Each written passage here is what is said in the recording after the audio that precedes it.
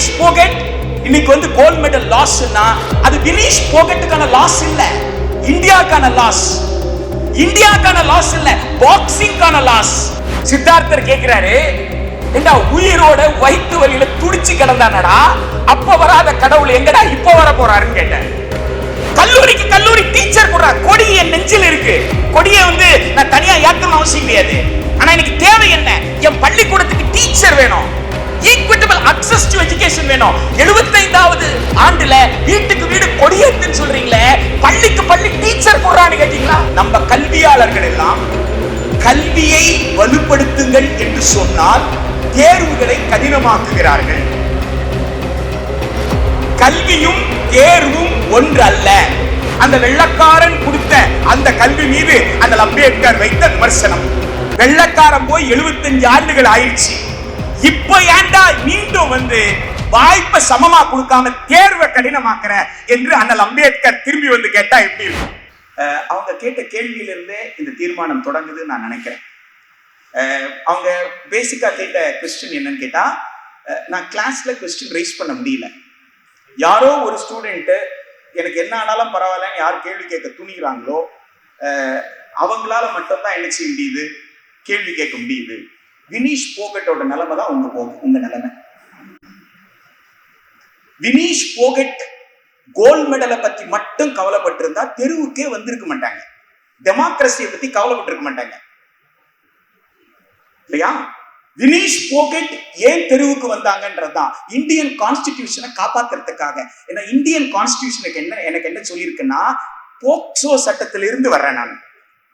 ஒரு ஆணோ ஒரு பெண்ணோ இன்னொரு ஆணையோ பெண்ணையோ தொட்டால் அந்த தொடுதல், அந்த பார்வை அல்லது அந்த சொல் எனக்கு பாதிப்பை ஏற்படுத்துதுன்னு சொன்னா, இவர் பார்வை அல்லது இவருடைய செயல் அல்லது இவருடைய பேச்சு என்னை பாதிக்குதுன்னு சொல்ற உரிமை தான் எந்த உரிமை? போக்சோ சட்ட உரிமை. நீங்க அந்த போக்சோ சட்டத்துல ஒருத்தர் மீது குற்றம் சுமந்தப்பட்ட பிறகு மெட்ராஸ் யூனிவர்சிட்டியில அப்படி ஒரு போக்சோ சட்டத்துல சொன்னா உடனே என்ன ஆகும்? உங்களுக்கு விசாகா கமிட்டி உட்காரணும். விசாகா கமிட்டி உட்கார்ந்து விசாகா கமிட்டி கம்ப்ளைண்ட் கொடுக்கணும். அவங்க ஒரு முடிவுக்கு வரணும், ரெக்கமெண்டேஷன் கொடுக்கணும். அந்த ரெக்கமெண்டேஷன் படி அது டிஸ்ட்ரிக்ட் கலெக்டர் ஆக்ட் பண்ணணும், இன்ஸ்டிடியூஷன் ஆக்ட் பண்ணணும். இன்ஸ்டிடியூஷன் ஆக்ட் பண்ணலன்னா டிஸ்ட்ரிக்ட் கலெக்டர் ஆக்ட் பண்ணணும். இங்க ஒரு சிட்டிங் எம்பி மேல புகார், ஒரு பாக்ஸிங் ஃபெடரேஷனுடைய சேர்பர்சன் மேல ஒரு புகார். விசாகா கமிட்டி எங்க போச்சு நான் கேட்கிறேன். பார்லிமெண்ட்ல என்ன பண்ணிருக்கீங்க? எலெக்ஷன்ல ஒரு பிள்ளைக்கு சீட்டு கொடுத்திருக்கீங்க. இந்த வினீஷ் போகட் என்ன செஞ்சிட்டு இருக்காங்க? தன் டிக்னிட்டி பாதிக்கப்பட்டிருக்குல்ல. ஒரு பெண் தெருவுல போராட வேண்டிய அவசியம் எங்க இருந்து வந்தது? ஒரு வருஷம் ஒழுங்கா அவங்க ட்ரைனிங் எடுக்கிறதுக்கு நீங்க அலோவ் பண்ணிருந்தா அவங்க வெயிட்ட 50 கிலோ மேல ஸ்டாண்டர்டைஸ் பண்ணிட்டு இருக்க முடியாதா? பல மாதங்கள் வீதியில உட்கார்ந்து போராடியது மட்டுமல்ல, அவர்களை மனரீதியாக பாதிக்கிறவளை அவங்க கைது பண்ணி அவங்க உள்ள வைக்கலையா? ஜெயில ஏத்துற விதம் சாதாரண விதமா? ஒரு கோல்ட் மெடலுக்கு போக போற, ஒரு ஒலிம்பிக்கு போக போற ஒரு அத்லெட்னு ஏதாவது கர்டசி காட்டினீங்களா? வினீஷ் போகட் இன்னைக்கு கோல்ட் மெடல் லாஸ்னா அது வினீஷ் போகட்டுக்கான லாஸ் இல்ல, இந்தியாக்கான லாஸ். இந்தியாக்கான லாஸ் இல்ல, பாக்ஸிங்கான லாஸ். என்டையர் வேர்ல்ட் ஒரு அத்லெட்டுக்கு நடந்த ஒரு அநியாயத்தை பார்த்து சும்மா தானே இருந்தோம். அந்த அத்லெட் தான் நீங்க ஏதாவது மெயில்ல அவங்களுக்கு சப்போர்ட் அனுப்பிச்சீங்களா? அவங்க தெருவில் இருக்கும் பொழுது நானும் ஒரு பெண்ணு தான் சொல்லிட்டு பக்கத்துல இருக்க பெண்ணு கிட்ட நீங்க சொன்ன வார்த்தை தான் நீங்க பொருந்திருச்சு. உன் பிரச்சனை நீ பாத்துக்கோ, வினீஷ் போகட் பிரச்சனை வினீஷ் போகட் பார்த்துக்கிட்டோம், நான் என் பிரச்சனையை பார்த்துக்கிறேன். இது சமூக வாழ்க்கை அல்ல. இதைத்தான் சந்தை விரும்புகிறது. நுகர்வோராக இரு.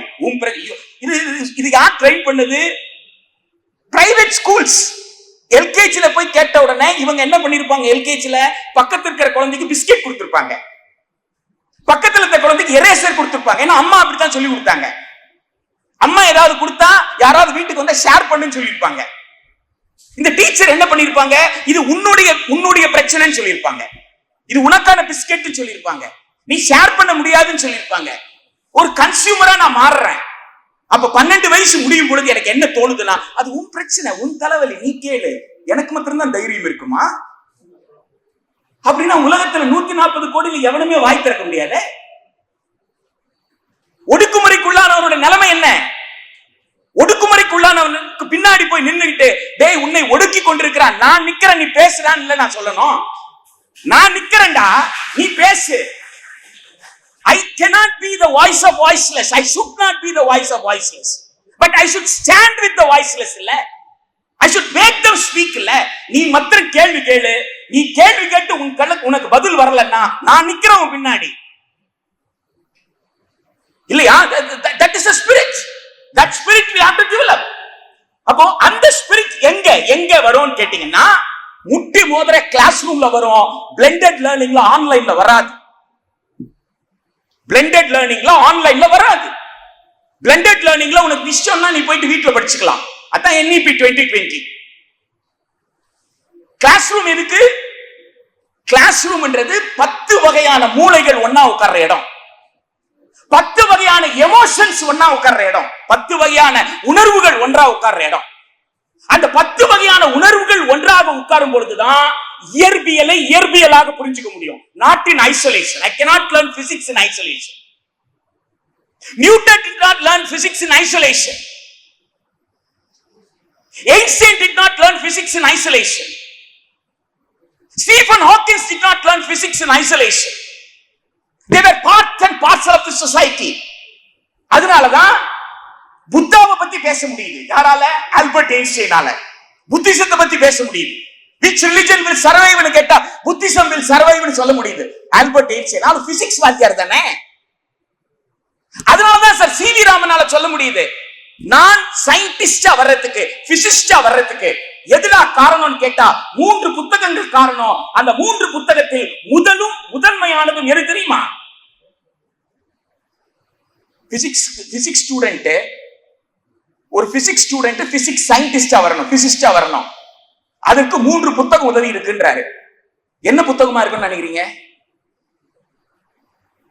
உனக்கு லைட் சம்பந்தப்பட்ட புத்தகமா இருக்கலாம், சவுண்ட் சம்பந்தப்பட்ட புத்தகமா இருக்கலாம், அப்படிதானே? பிசிக்ஸ் சம்பந்தப்பட்ட புத்தகமா தானே இருக்கணும். அவர் சொன்ன 3ல 2 புக்கு அது சம்பந்தப்பட்டது. யூக்ளிட்ஸ் தானே sir, Ravikumar sir? CV Raman 2 second and third book, Euclid's ஒண்ணு இல்லையா? 2 புக்கு பிசிக்ஸ் சம்பந்தப்பட்டது, லைட் சவுண்ட் சம்பந்தப்பட்டது 2 புக். ஆனா அவரு ஃபர்ஸ்ட் அண்ட் ஃபார்மோஸ்ட் ஒரு புக்க சொல்றாரு. இந்த பட்டியலிடும் பொழுது முதன்மையானதுன்றார். அந்த புக் என்ன தெரியுமா? எட்வின் அர்னால்டோட the light of Asia. Edwin அர்னால்டோட லைட் ஆஃப் ஏசியா எது தெரியுமா? How Siddhartha became Buddha. Transformation of Siddhartha into Buddha. Life journey. எனக்கு ரொம்ப ஆச்சரியம், என்னடா CV ராமன் படம் வந்து நம்ம மெட்ராஸ் யூனிவர்சிட்டியில் இருக்கு. சார் CV ராமன் வந்து அர்னால்டோடைய லைட் ஆஃப் ஏசியாவை படிச்சனால தான் நான் பிசிசிஸ்ட் ஆனேன்னு சொல்றாரு. அப்படின்னா அந்த புக்ல என்ன இருக்கு அப்படின்னு அந்த புக்கை போய் பார்க்கறேன். அந்த புக்ல Siddhartha is walking on the road along with his guide. குழந்தை பையன் தானே, நடக்கிறான். அப்ப ஒவ்வொன்னா கேக்குறான், என்னது இது அப்படின்னு கேக்குறான். ஒருத்தர் வயிறை பிடிச்சிட்டு உட்கார்ந்துட்டு இருக்கிறாரு, பக்கத்துல என்னமோ செய்யறாங்க. என்னப்பா அங்கன்னு கேக்குறாரு. வயிற்று வலி சார். ஓ வயிற்று வலியா? வயிற்று பக்கத்துல இருக்கவங்க என்ன கடவுளை கும்பிட்டு இருக்காங்க சார். கடவுள் என்னப்பா செய்வாரு? வந்து வயிற்று வலியை போக்கிடுவார் சார். ஓ அப்படியா? Journey continues. அடுத்த ஒருத்தனுக்கு என்ன நடக்குது, அவங்க ஏதோ செஞ்சிட்டு இருக்காங்க. என்னப்பா செய்யறாங்க? கடவுளை நோக்கி கும்பிட்டு இருக்காங்க. போயிட்டே இருக்கிறாரு. எல்லா இடத்துலயும் ஏதோ ஒரு சிக்கல் இருக்கு. ஆனா அந்த சிக்கலுக்கு தீர்வு எங்க தேடிட்டு இருக்காங்க? கடவுள் ஒருவாறு தேடிட்டு இருக்காங்க. திரும்பி வர்றாங்க. திரும்பி வரும்போது ஒருத்த படுத்து இருக்கிறான், பக்கத்துல என்னமோ செஞ்சிட்டு இருக்கிறாங்க. என்னப்பான்னு கேட்கிறாரு. செத்துட்டான் சார். ஓ செத்துட்டாரா? இப்ப பக்கத்துல உட்கார்ந்து ஏதோ செஞ்சிட்டு இருக்காங்களே, கடவுளை நோக்கி கும்பிட்டு இருக்காங்க சார். சித்தார்த்தர் கேட்கிறாரு, ஏண்டா உயிரோட வயிற்று வலியில துடிச்சு கிடந்தானடா, அப்ப வராத கடவுள் எங்கடா இப்ப வர போறாருன்னு கேட்டார். That is Siddhartha becoming Buddha. Buddha போய் நமக்கு டெக்ஸ்ட் புக்ல புத்தர் எங்க உட்கார்ந்து இருந்தாரு? மரத்தடியில உட்கார்ந்து ஞானம் வந்தது. மரத்தடியில உட்கார்ந்துலாம் ஞானம் வரல, மக்கள் கிட்ட போனாரு. அதுதான் புத்தர் சொன்ன கல்வியல் முறை. புத்தர் என்ன கல்வியல் முறை சொன்னாருன்னா, உரையாடல் கல்வி முறைன்னு சொன்னார். உரையாடல் கல்வி, டயலாக் மெத்தட். உனக்கு தெரிஞ்சது எதுவுமே அறிவு கிடையாது. மக்களிடம் போ, மக்களிடம் பேசு. மக்களிடம் பேசினால் மக்களிடம் சிக்கலும் இருக்கிறது, தீர்வும் இருக்கிறது. மக்களிடம் தீர்வை கற்றுக்கொண்டு நீ விவாதித்து மக்களிடம் மீண்டும் போய் சொல்லுனர். அதைத்தான் இங்கே சிந்தனை சிற்பி சிங்காரவேலர் எடுத்து கொண்டாடினார். சென்னை பௌத்த சங்கத்தை ஏன் சிங்காரவேலர் தொடர்ந்தார்? விஞ்ஞான கல்வியை பற்றி தமிழ்நாட்டில் அதிகமாக பேசிய ஒரு அரசியல் தலைவர் உண்டு என்று சொன்னால் அது சிந்தனை சிற்பி சிங்காரவேலரை தவிர வேறு யாரும் இல்லை, தைரியமா சொல்ல முடியும். விஞ்ஞான கல்வியை பற்றி திருமூலர் சொன்ன உடலை வளர்த்தேன் உயிர் வளர்த்தேன் என்றத சிங்காரவேலர் எப்படி சொன்னாருன்னா, டேய் விஞ்ஞான பூர்வமான கல்வி வேணும்னா உடல் முதல்ல ஆரோக்கியமா இருக்கணும்ல, எனவே மத்தியானத்துல குழந்தைகளுக்கு சத்துணவு போடுறான்ற சத்துணவுன்ற வார்த்தையை முதல்ல பயன்படுத்துறது சிங்காரவேலர். அதுதான் உங்களுக்கு சென்னை மாநகராட்சியில மதிய உணவாக இன்னும் எல்லாரும் பெருமையோடு சொல்ற அந்த 1000 லைட் பள்ளிக்கூடத்துல போடப்படுற மதிய உணவு. எனவே புத்தர் சொன்ன அந்த உரையாடல் கல்வி முறையை தான் பவுலோ ஃப்ராய்டே சொன்னாரு 20ஆம் நூற்றாண்டுல தென் அமெரிக்காவில். பவுலோ ஃப்ராய்டுக்கு முன்னாடி லீவிஸ் சொல்லி இருக்கலாம். பவுலோ ஃப்ராய்டுக்கு முன்னாடி ரஷ்யன் ரைட்டர் சைக்காலஜிஸ்ட் சொல்லி இருக்கலாம். இப்படி பல விஷயங்கள் வந்திருக்கலாம். என்ன நம்ம புரிஞ்சுக்கணும்னா, அந்த டயலாக் மெத்தட் இன்னைக்கு ஸ்கூல்ல கொஞ்சமாவது இருக்கு. உங்களுக்கு பிரைவேட் ஸ்கூல்ல கிடையாது, சிபிஎஸ்இ ஸ்கூல்ல கிடையாது, ஐசிஎஸ்இ ஸ்கூல்ல கிடையாது. ஆனா உங்களால ஸ்டேட் போர்டு ஸ்கூல்ல கேட்க முடியும், क्वेश्चन பண்ண முடியும், ரியாக்ட் பண்ண முடியும், போராட முடியும். இந்த வாய்ப்பெல்லாம் அரசு பள்ளி, அரசு உதவி பெறும் பள்ளியில இன்றைக்கும் இருக்கிறது. ஆனால் இன்றைக்கு நடக்கிற சூழ்ச்சி என்னன்னு கேட்டீங்கன்னா, அப்படி போராடுவதனால் எந்த பலனும் இல்லை. அந்த அப்படி போற நீ என்ன செய்ய, உனக்கான லிட்ரசி, உனக்கான நியூமரசி, உனக்கான என்னது வேலை திறன். என்ன வேலை திறன்? பிழைப்புக்கான வேலை திறன். Literacy, numeracy, vocational skilling. Madam அதுல ஊறி ஃபேஸ் பண்ணிட்டு எழுந்தவங்க. அதனால அவங்க கிட்ட கேட்கிறேன், இந்த 66 பக்கம் NEP 2020ல ஒரு பேராகிராஃப் எஜுகேஷன் பத்தி பேசுதா? Entire document talks only about literacy, numeracy and occasional skilling. Even for a physics student, BSc physicsல கூட physics literacy தான் கிடைக்கும். இன்னைக்கு இருக்கிற physics கிடைக்காது. Pre 2020 physics கிடைக்காது. Pre 2020 chemistry கிடைக்காது. அந்த physical chemistry உங்களுக்கு மூணு கெமிஸ்ட்ரி இருக்குல்ல, ஆர்கானிக், இன்ஆர்கானிக், பிசிக்கல் கெமிஸ்ட்ரி. 3 கெமிஸ்ட்ரியை படிப்பீங்க, ஃபண்டமெண்டல்ஸ் படிப்பீங்க. இனி அப்படி கிடையாது. You will have literacy. லிட்ரசின்னு அர்த்தம் அறிந்து கொள்வீர்கள், அறிந்து கொள்வீர்கள். எதை பற்றியும் ஆழமான அறிவு இருக்காது. அதுதான் NEP 2020க்கு இருக்கக்கூடிய ஆபத்து. அந்த ஆபத்தின் ஒரு பகுதி தான் மேடம் சொன்னாங்கல்ல, ஈக்விட்டபிள் அக்சஸ் வேணும்னு சொல்லி கேட்டாங்கல்ல. பகத்சிங் அதுக்கு தானே தன் உயிரை கொடுத்தாரு. வாவு சிதம்பரனார் அதுக்கு தான் ரத்தம் சொன்னாரு. 75வது ஆண்டுல வீட்டுக்கு வீடு கொடியேத்துன்னு சொல்றீங்களே, பள்ளிக்கு பள்ளி டீச்சர் போடுறான்னு கேட்டீங்களா? கல்லூரிக்கு கல்லூரி டீச்சர் போடுறா. கொடி என் நெஞ்சில் இருக்கு. கொடியை நான் தனியா ஏத்தணும் அவசியம் கிடையாது. ஆனா எனக்கு தேவை என்ன? என் பள்ளிக்கூடத்துக்கு டீச்சர் வேணும். ஈக்விட்டபிள் அக்சஸ் டு எஜுகேஷன் வேணும். ஈக்விட்டபிள் அக்சஸ் டு எஜுகேஷன் பேசுனா அட்மினிஸ்ட்ரேட்டர் அதை பேச மாட்டாராம். அவர் என்ன செய்வாராம்? ஃபைனான்சியல் கன்ஸ்ட்ரெயின்ட்ஸ் பத்தி பேசுவார். இதுக்கு பேர் அட்மினிஸ்ட்ரேஷன். ஃபைனான்சியல் கன்ஸ்ட்ரெயின்ட்ஸ் இருந்ததுன்னா CSR ஃபண்ட் எப்ப வருது? எக்ஸஸ் ப்ராஃபிட்டுக்கு தானே CSR. எக்ஸஸ் ப்ராஃபிட்டுக்கு கார்ப்பரேட்ஸ்க்கு எஜுகேஷனல் டாக்ஸ் போடு. IPL போடுற என்டர்டெயின்மெண்ட் நிகழ்ச்சிகளுக்கு கார்ப்பரேட்ஸ் என்ன நடத்துறாங்க, அவங்களுக்கு நீங்க என்ன எஜுகேஷனல் செஸ் போடு. அந்த பணத்தை வாங்கு. ஐடியா இல்லைன்னா கேளு மக்கள் கிட்ட. அதை கேட்காம நிர்வாக ரீதியாக அணுகல் என்ற பெயர்ல நான் குழந்தைகளுக்கு சமமான கற்றல் வாய்ப்பு கிடைக்கா அப்படின்றத பத்தி கவலையே பட மாட்டேன் என்று சொல்வது நிச்சயமாக ஒரு நியாயமான அணுகுமுறை அல்ல. இந்த நீட்டை பொறுத்த வரைக்கும் தமிழ்நாட்டு அரசு ஒரு சட்டத்தை இயற்றி குடியரசுத் தலைவருக்கு அனுப்பியிருக்கு. சட்டத்தை இயற்றுவதற்கு முன்னாடி கிட்டத்தட்ட 4 வருஷமா விவாதம் நடந்திருக்கு. அதோட சாரம் என்ன? ஒரு 10 வயது மாணவர் 5ஆம் கிளாஸ்ல படிக்கிறார். 1ஆவதுல இருந்து 5ஆவது வரைக்கும் படிச்சவருக்கு formative assessment, summative assessment class ரூம்ல நடக்கு. அந்த 10 வயது மாணவருக்கு என்னென்ன திறன்கள் இருக்கணுமோ அதெல்லாம் இருக்கு, ஃபார்மேஷனாவும் வந்துட்டாரு. சமேட்டிவ்லயும் அவருக்கு கொடுக்கப்பட்ட பாடத்தையும் அவரால் உணர்ந்து அதற்கு கேள்வி கேட்டால் பதில் சொல்ல முடியுது அப்படின்னு சொன்னா, அப்போ அவருடைய வளர்ச்சியை அங்கீகரித்து அவர் அடுத்த லெவலுக்கு அனுப்புறோம். அதான் மிடில் ஸ்கூல், 6வதுல இருந்து 8வது. 8வதுல ஃபார்மேட்டிவ் அசஸ்மெண்ட் இருக்கு, சமேட்டிவ் அசஸ்மெண்ட் இருக்கு. அந்த ஃபார்மேட்டிவ் சமேட்டிவ் அசஸ்மெண்ட்ல அந்த குழந்தை 13 வயதிற்கு தன்னுடைய பக்குவத்தை பெற்றிருக்கிறதா, புரிதல் திறன் பெற்றிருக்கிறதா, பாடத்தை புரிந்து கொள்ள முடிகிறதா, முடிந்ததுன்னு சொன்னா அடுத்து போர்டு எக்ஸாம் 10ஆம் கிளாஸ்ல 15 இயர்ஸ்ல. அப்ப 15 இயர்ஸ்க்கு சமேட்டிவ்ல ஒரு டெக்ஸ்ட் கொடுத்துட்டு அந்த டெக்ஸ்ட் அந்த ஸ்டூடெண்ட் புரிஞ்சுக்கிட்டு பதில் சொல்றானா, சிலபஸ் டிராஃப்ட் பண்ணும் பொழுது அந்த சிலபஸ் காம்பனன்ட்ஸ் என்னவா இருக்கும்னு கேட்டா, ஒரு டெக்ஸ்டையும் பிரிஸ்கிரைப் பண்றதுக்குண்டான தலைப்புகளை கொடுப்பாங்க. எவாலுவேஷன் மெத்தட் என்னன்னு சொல்லியிருப்பாங்க. கற்பித்தல் முறை என்னன்னு சொல்லியிருப்பாங்க. கற்பித்தல் முறை, எத்தகைய தலைப்புகள், இந்த கற்பித்தல் முறையில இந்த வயது மாணவர் இதை படித்தால் அவரை எப்படி சோதிக்கணும், இது 3 சேர்ந்திருந்தா சிலபஸ். அப்போ அடிப்படையா வர்றது என்ன விஷயம், ஏஜ் அப்ராப்ரியேட்னஸ்.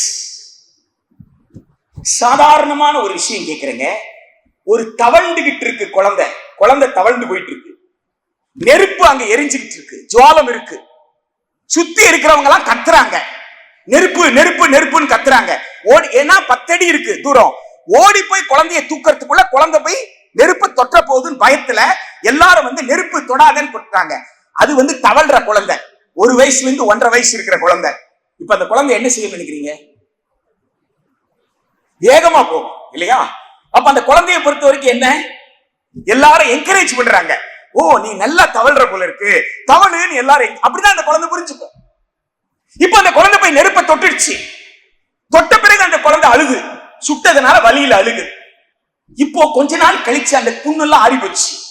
இப்போ கொஞ்ச நாள் கழிச்சு நீங்க விளையாடுறீங்க, நீங்க என்ன செய்றீங்க, அதே ஜுவாலம், அதே செம் நிறத்தில் இருக்கக்கூடிய அதே மஞ்சள் கலத்துல, அந்த சிகப்பு மஞ்சளும் கலந்த அந்த நிறத்துல பேப்பரை வச்சு ஒரு ஃபேனை வச்சு ஓட்டி விட்டு நெருப்பு மூலே தோற்றத்தை உருவாக்கி இப்ப தொடுறீங்க. அந்த குழந்தை தொடுமா? 1.5 வயசு குழந்தை தொடுமா? ஏன் அந்த 1.5 வயசு குழந்தையினுடைய புரிதல்ல இந்த நிறத்தில் இருக்கிற இந்த பொருள் சுடும்னு தெரியாது, ஆனா அதை தொட்டா தனக்கு ஆபத்து தெரியும். இப்ப இந்த குழந்தை 3 வயசு ஆயிருச்சு.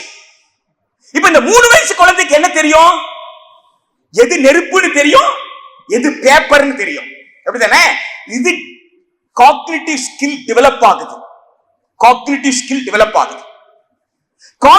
ஸ்கில் 5 வயசு 10 வயசு 15 வயசு டெவலப் ஆயிட்டே வருதுன்னு சொன்னா, இந்த காக்னிட்டிவ் ஸ்கில் 60 வயசுக்கு அப்புறம் ரிவர்ஸ் கீருக்கு வரும். 60 வயசுக்கு அப்புறம் ஞாபக சக்தி குறையும், புரிதல் சக்தி தடுமாறலாம். ஆனா குழந்தை பருவத்துல அது காக்னிட்டிவ் ஸ்கில் எக்ஸ்பீரியன்ஸ்னால, தன்னுடைய வாழ்க்கை அனுபவத்தினால, தன் கற்ற பாடத்தினால அது வளர்த்து கொண்டே வருகிறது. அப்ப அந்த வயதுல ஒரு குழந்தையால எதை புரிஞ்சுக்க முடியும், எதை புரிஞ்சுக்க முடியாதுன்றதுதான். நீங்க ஆட்டம் இஸ் ஸ்டேபிள் ஆர் நாட்னு கேட்டுட்டு அடுத்த சென்டென்ஸ்லயே their characteristics emits அப்படின்னு சொல்லிட்டு இதுக்கு நீ எஸ் சொல்ல போறியா நோன்னு சொல்ல போறியா அப்படின்னு சொன்னா யார் சொல்ல முடியும்? பிஹெச்டி முடிச்சு 15-20 பிஹெச்டிக்கு கைடா இருந்த இவங்க சொல்ல முடியும். அவங்களுக்கு அது ஒரு கேள்வியே கிடையாது. ஆனா அந்த கேள்வி சொல்லிட்டு பதில் சொல்லிட்டு அடுத்த நொடி அவங்க என்ன செய்யணும்? எக்ஸ்பிளைன் பண்ணணும். ஆனா இங்க எம்சிக்யூல அதுக்கான வாய்ப்பே கிடையாது. அதனாலதான் எம்சிக்யூவை பேஸ் பண்ணி இருக்கிற எந்த டெஸ்டுமே ஆப்டிடியூட் ஆப்டிடியூட் ரெண்டையுமே டெஸ்ட் பண்ண முடியாதுன்னு சொல்றோம். எம்சிக்யூவை பேஸ் பண்ணி இருக்கிற எந்த டெஸ்டுமே ஆப்டிடியூடும் டெஸ்ட் பண்ண முடியாது, ஆப்டிடியூடும் டெஸ்ட் பண்ண முடியாது. ஆக நீட்ல என்ன நடந்திருக்கு? 2024 நீட் எதை எக்ஸ்போஸ் பண்ணிருக்குன்னா, NEET is not an evaluation expose பண்ணி. எவாலுவேஷன்ல நீங்க ஒரு குழந்தைய மதிப்பிட முடியும். You can evaluate a child. You can say how far the child has learned and how far the child will learn. But in examination, where you only correct the paper, where you say yes or no, that you cannot say there you cannot assess a child. முடிச்சிட்டேன் sir. there you cannot assess the child. so அதனால NEET has to be withdrawn. all India demand. தமிழ்நாட்டை பொறுத்த வரைக்கும் Tamil Nadu state government எழுதி அனுப்பி இருக்கிற அந்த சட்ட மசோதாவிற்கு இதற்கு மேல் கூட 2.5 வருஷமா அது ஒன்றிய உள்துறை அமைச்சகத்துல கிடப்பல கிடக்கு. அந்த சட்டத்திற்கு உடனடியாக குடியரசுத் தலைவர் ஒப்புதலை பெற்றுத்தர வேண்டும் என்பதுதான் நாம போட்டிருக்கிற முதல் தீர்மானம். அடுத்ததாக இந்த 4 ஆண்டு கல்வியல் கல்லூரி 4 ஆண்டு படிப்பு அப்படின்றது அது தவிர்க்கப்பட வேண்டும். அது பேசிக்கா ஒருத்தர் எக்கனாமிக்ஸ் படிச்சுட்டு அப்புறம் பிஎட் படிக்கட்டும். பேசிக்கா ஒருத்தர் பயாலஜி படிச்சுட்டு அப்புறம் பிஎட் படிக்கட்டும். பயாலஜியும் பிஎடும் சேர்த்து படிக்க வேண்டிய அவசியம் இருக்கு. அவருக்கு ஆப்ஷன்ஸும் குறைஞ்சு போயிடும், சப்ஜெக்ட்ஸும் அவரால் முழுசா படிக்க முடியாது. எனவே 4 வருஷம் பிஎட் தமிழ்நாடு அரசு ஏற்க கூடாது என்பதுதான் 2வது தீர்மானம். 3வது தீர்மானம் பள்ளிக்கூடத்திலிருந்து அவங்க சொன்ன ஈக்விட்டபிள் அசஸ் தான். முடிஞ்சா கவர்மெண்ட்டுக்கு நிர்வாக ரீதியாக ஒரு சஜஷன் எழுதி அனுப்புங்க. பள்ளிக்கூடத்துல இருந்து political science department Madras university வரைக்கும் கெஸ்ட் லெக்சரர்ஸ் வைக்காதீங்க. கெஸ்ட் லெக்சரர்ஸ் வச்சு 30,000 ரூபாய் சம்பளம் கொடுத்தா நாளைக்கு எனக்கு அந்த கதி தான் வரும். இன்னைக்கு இருக்கிற கெஸ்ட் லெக்சர் போஸ்ட் எல்லாம் இன்னும் கொஞ்ச நாள் போனா ஸ்பெசிமன் ஆயிடும். சாரி, இன்னைக்கு இருக்கிற பர்மனன்ட் டீச்சர் போஸ்ட் இருக்குல்ல, பர்மனன்ட் டீச்சர் போஸ்ட் எல்லாம் இனிமேல ஸ்பெசிமன் தான். இனிமேல பர்மனன்ட் டீச்சர் போஸ்டே கிடையாது. எல்லாமே கெஸ்ட் லெக்சரர்னா யூனிவர்சிட்டி ஸ்ட்ரென்த் குறைஞ்சு போயிடும். கிராண்ட குறைச்சீங்கன்னா எவ்வளவு ஃபீஸ் கட்டுறீங்க? இப்ப நீங்க எவ்வளவு ஃபீஸ் கட்டுறீங்க? செமிஸ்டருக்கு வெறும் 4,900. ஒரு இயருக்கு 4,000. போய் கொஞ்சம் அந்த பக்கம் பிஏ எம்ஏ ஆர்கியாலஜி டிபார்ட்மெண்ட்ல போயிட்டு எம்ஏ ஃபர்ஸ்ட் இயர்ல செல்ஃப் ஃபைனான்ஸ் ஃபீஸ் எவ்வளவுன்னு கேளுங்க. மெயின் டிபார்ட்மெண்ட்ல நீங்களும் மெயின்ல தானே இருக்கிறீங்க. அப்படியே கொஞ்சம் அந்த படிக்கட்டுக்கு அந்த பக்கம் போனீங்கன்னா அங்க 2 செக்ஷன் இருக்கு. ஒரே டேபிள் தான், ஒரே பெஞ்ச் தான். பாதி ஸ்டூடெண்ட் இவங்க சொல்ற ஃபீஸ், மிச்சம் இருக்கிற ஸ்டூடெண்ட் இருக்காங்கல்ல அவனுக்கு அதை விட 10 மடங்கு ஃபீஸ். ஏன்டா அவ்வளவு ஃபீஸ்ன்னு கேட்டா அந்த ஃபீஸ வாங்கி தான் சம்பளம் கொடுக்கணும்னு சொல்றாங்க. அப்படின்னா 4,900 ரூபாய் தான் எங்க அம்மாவால அனுப்ப முடியும் இந்த காலேஜுக்கு. 4,900 ரூபாய் இல்லாம 40,000 அம்மா அனுப்பிச்சிருப்பாங்களா? அனுப்பியிருப்பாங்க. வீட்டை வித்து, வீடு இருந்தா, கடன் வாங்கி இருந்தா, கடன் கொடுக்கறதுக்கு ஆள் இருக்கணும், காட்ஃபாதர் இருக்கணும். இதெல்லாம் இல்லாதவங்க, அப்ப இல்லாதவங்களுக்கு கண்ணியமான வாழ்க்கை தானே ஆர்டிகல் 21. இல்லாதவங்களுக்கு கண்ணியமான வாழ்க்கை தான் ஆர்டிகல் 14. அப்ப ஆர்டிகல் 14க்கு ஆர்டிகல் 21க்கு எதிராக மெட்ராஸ் யூனிவர்சிட்டி ஃபண்ட கொடுக்காம வச்சிருக்கீங்கன்னு யார்கிட்ட இந்த நிர்வாகிகள் துறை சொல்லணும்? தமிழ்நாடு கவர்மெண்ட் கிட்ட சொல்லணும். அப்படி சொல்ல வைக்கிறதுக்கான தூண்டுதல் எல்லாம் இந்த கருத்தரங்கம். போய் principal secretary higher education table முன்னாடி போய் உட்கார்ந்து பேசணும். சரியா? இது பிரின்சிபல் செக்ரட்டரி கிட்ட என்ன தடுக்குதுன்னு கேட்கணும். பைனான்ஸ் கொடுக்கல, என்ன தடுக்குது அதுதானே கேட்கணும். பைனான்ஸ் பத்தல, சென்ட்ரல் கவர்மெண்ட் கொடுக்கல, என்ன செய்யணும்? Chess board. ஐபிஎல் கேம் சேப்பாக்ல தான் நடத்துறாங்க. யார் போய் பாக்குறாங்க ஐபிஎல் கேம்? அது கேம். அது கேமுக்கு என்டர்டெய்னர் தேவையா? அப்போது என்டர்டெயின்மெண்ட் சொல்லும் போது அதுக்கே நீ டாக்ஸ் போடக்கூடாது. யார் கேட்கணும்? பப்ளிக் அட்மினிஸ்ட்ரேஷன் கேட்கணும். அங்க டாக்ஸ் பண்ணி ஸ்டூடெண்ட்டுக்கு ஃப்ரீயா கிளாஸ் கொடு. ஸ்டூடெண்ட்டுக்கு ஃப்ரீயா கிளாஸ் கொடுங்க. யார் சொல்றது? ஆர்டிகல் 41 ஆஃப் தி கான்ஸ்டிடியூஷன் சொல்லுது. Directive principles of state policy சொல்லுது. ஆர்டிகல் 43 என்ன சொல்லுது? லிவிங் வேஜஸ் கொடுன்னு சொல்லுது. லிவிங் வேஜஸ்னா என்ன? என்னோட சோஷியல் ஸ்டேட்டஸ், என்னோட கல்ச்சரல் ஸ்டேட்டஸ், இதெல்லாம் இம்ப்ரூவ் பண்றதுக்கு தேவையான ஊதியத்துக்கு பேர் லிவிங் வேஜஸ். நீங்க கொடுத்துக்கிறது என்ன? Minimum wages. நாம என்ன கேட்கிறோம்னா 3வது தீர்மானத்துல காலி பணியிடங்களை நிரப்பு. அந்த காலி பள்ளிக்கூடத்திலிருந்து பல்கலைக்கழகம் வரைக்கும் அந்த காலி பணியிடங்களை நிரந்தர ஆசிரியர்கள், நிரந்தர ஊழியர்களை கொண்டு நிரப்பு அப்படின்னு சொல்றோம். மாநில அரசு பல்கலைக்கழகங்களுக்கு முழு மானியத்தை கொடுன்னு சொல்றோம். எந்த காரணத்தை கொண்டு மானியத்தை வெட்டாத, முழு மானியத்தை கொடு அப்படின்னு சொல்றோம். அதுக்கு தேவையான நிதியை நீ திரட்டிக் கொள்ளணும் அப்படின்னு அரசு கிட்ட சொல்றோம். இறுதியாக 5வது, மாநில கல்விக் கொள்கை வகுத்து கொடுப்பதற்காக பரிந்துரைக்க ஒரு குழு போட்டாங்க. அந்த குழு அறிக்கையை கொடுத்துருச்சு. இன்னைக்கு தேதி வரைக்கும் அந்த அறிக்கையை வெளியிடல. அந்த அறிக்கையை வெளியிட சொல்றோம். அறிக்கையை வெளியிட சொல்றோமே தவிர அந்த அறிக்கையை நடைமுறைப்படுத்தி நம்ம சொல்லல. ஏன்னா அறிக்கைக்குள்ள என்ன இருக்கு நமக்கு தெரியாது. அதனால அறிக்கைக்குள்ள எது இருந்தாலும் இல்லாட்டினாலும் அரசு என்ன செய்யணும்ன்ற அந்த 4 வரியை மட்டும் படித்துவிட்டு நான் முடித்துக் கொள்கிறேன். அரசு பள்ளிகள், அரசு உதவி பெறும் பள்ளிகள், அரசு கல்லூரிகள், அரசு உதவி பெறும் கல்லூரிகள், அரசு பல்கலைக்கழகங்கள் உள்ளிட்ட, அதாவது வீட்டுல போய் தனியா உட்கார்ந்து படிக்கலாம் தோன்றவங்க வீட்டுல போய் தனியா உட்கார்ந்து படிச்சுக்கிட்டோம். ஆன்லைன்ல படிச்சாலே எனக்கு அறிவு வளரும், அந்த அளவுக்கு அறிவு இருக்கிற அளவுக்கு நான் ஆளுன்னா போய் ஆன்லைன்ல படிச்சுக்கோங்க. ஆனா நாம பேசுறது இந்தியாவுடைய 140 கோடி மக்களுடைய குரலா நாம பேசுறோம். நாம பேசுறது மலை கிராமங்கள்ல இருந்து வரக்கூடிய மக்களை பற்றி. நாம பேசுறது உயிரை பணயம் வைத்து கடலுக்கு நடுவுல போயிட்டு மீன் பிடிச்சிட்டு வர்றானே அந்த மீன்பிடி தொழிலாளிகளுடைய பிள்ளைகளை பற்றி. இவங்க அத்துணை பேரையும் சேர்த்துதான் இந்த கோரிக்கையை நாம வைக்கிறோம். எனவே இவர்களால் அரசு பள்ளி, அரசு கல்லூரி, அரசு பல்கலைக்கழகம் அல்லது அரசு உதவி பெறும் நிறுவனங்களை தவிர வேறு எங்கும் அவரால் கண்ணியத்தோடு படிக்க முடியாது. எனவே அந்த கண்ணியத்தோடு இருக்கக்கூடிய இந்த உள்ளிட்ட அரசு நிதியில் இயங்கும் கல்வி நிறுவனங்களை வலுப்படுத்தி அரசின் முழுமையான நிதியில் இயங்கும் அரசு கல்வி நிறுவனங்கள் மூலம் தொடக்க கல்வி முதல் முனைவர் பட்ட ஆய்வு படிப்பு வரை சமமான கற்றல் வாய்ப்பை அனைவருக்கும் தருவதற்கு ஏற்ற மாநில கல்வி கொள்கையை தமிழ்நாடு அரசு அறிவிக்க வேண்டும் என்று கருத்தரங்கம் கோருகிறது.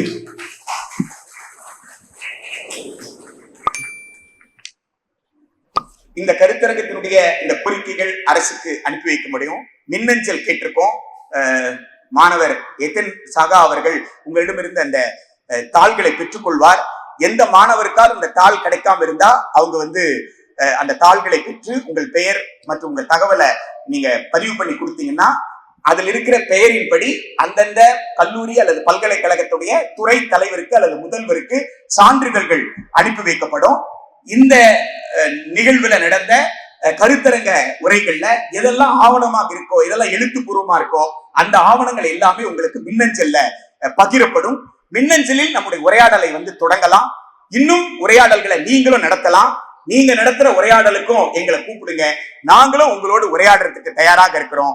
நீட், கியூட் உள்ளிட்ட அகில இந்திய அளவிலும் சரி, மாநில அளவிலும் சரி 12ஆம் வகுப்புக்கு பிறகு இன்னொரு தேர்வு என்ற நடைமுறை இல்லாமல் மேல்நிலை பள்ளிக்கல்வி மதிப்பெண் மூலமாக உயர்கல்வி மாணவர் சேர்க்கை என்பதும் அரசு கல்லூரி, அரசு பள்ளி, அரசு பல்கலைக்கழகங்களை வலுப்படுத்தக்கூடிய ஒரு மாநில கல்வி கொள்கை என்பதுதான் நாம் அனைவருக்கும் தேவையானது என்பதை வலியுறுத்தி அண்ணல் அம்பேத்கர் அவர்கள் 27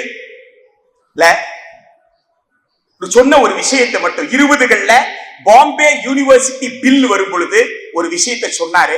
அந்த விஷயத்தை மட்டும், அந்த 3 வரிகளை மட்டும் உங்களுக்கு நினைவுபடுத்தி, பாம்பே லெஜிஸ்லேட்டிவ் கவுன்சில் டிபேட்ல மும்பைல பாம்பே யூனிவர்சிட்டி பில் மீது நடந்த டிஸ்கஷன்ல அவர் சொல்றாரு, நம்ம கல்வியாளர்கள் எல்லாம் கல்வியை வலுப்படுத்துங்கள் என்று சொன்னால் தேர்வுகளை கடினமாக்குகிறார்கள். கல்வியும் தேர்வும் ஒன்று அல்ல. எஜுகேஷனை ஸ்ட்ரென்தன் பண்ணு அப்படின்னு சொன்னா எக்ஸாமினேஷனை stricter பண்றாங்களாம். Examination, education are not one and the same. The opportunities today. நீ டெஸ்ட் தேர்வுகளை கடினமாக்க இதுவரை பல்கலைக்கழக வளாகத்துக்குள் கால் வைக்க முடியாதவர்கள் இன்று என்றைக்குமே கால் வைக்க முடியாத சூழல் தான் உருவாகும். எனவே நம் கல்வியாளர்கள் தேர்வுகளை கடினமாக்குவதற்கு பதிலாக கல்வி வாய்ப்புகளை பரவலாக்குங்க என்ற கோரிக்கையை பிரிட்டிஷ் ஏகாதிபத்தியம் இந்த நாட்டை அடிமைப்படுத்தி கொண்டிருந்த போது நாம் எல்லாம் ரொம்ப ஆதங்கத்தோடு சொல்றோமே, வெள்ளக்காரன் கொடுத்ததுன்ட்டு. அந்த வெள்ளக்காரன் கொடுத்த அந்த கல்வி மீது அந்த அம்பேத்கர் வைத்த விமர்சனம். வெள்ளக்காரன் போய் 75 ஆண்டுகள் ஆயிடுச்சு. இப்ப ஏண்டா மீண்டும் வாய்ப்பை சமமா கொடுக்காம தேர்வை கடினமாக்குற என்று அண்ணல் அம்பேத்கர் திரும்பி கேட்டா எப்படி இருக்கும்? கொஞ்சம் யோசிச்சு பாருங்க. அப்ப 75வது குடியரசை கொண்டாடுகின்ற போது சமமான கற்றல் வாய்ப்புக்கான போராட்டத்தை முன்னெடுப்போம் என்று சொல்லி வாழ்த்துக்களோடு நன்றிகளை சொல்லி விடைபெறுகிறோம். நன்றி.